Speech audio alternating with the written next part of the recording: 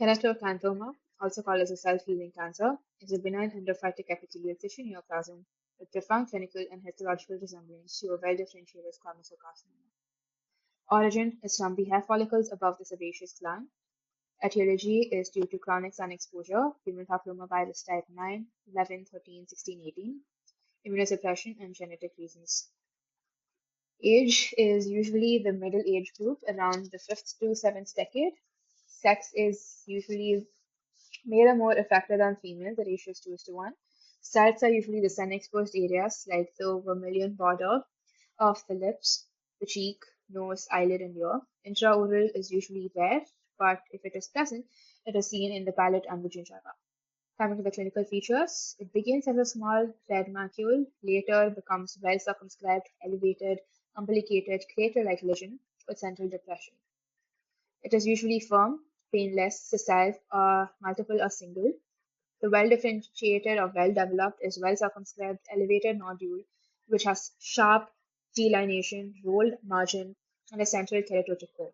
The outer surface is normal or slight erythematic with central keratin plugging, yellow, brown, black, with irregular clustered appearance.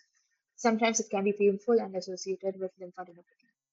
There are stages of growth where it starts out with a growth phase, where there's a small lump or a bud-like growth, growing rapidly to achieve a maximum size of 1 to 2 centimeters over a period of 4 to 8 weeks, followed by the stationary phase where it remains static for 4 to 8 weeks and regresses spontaneously in the involution phase, leaving behind a small depression scar for 6 to 12 months.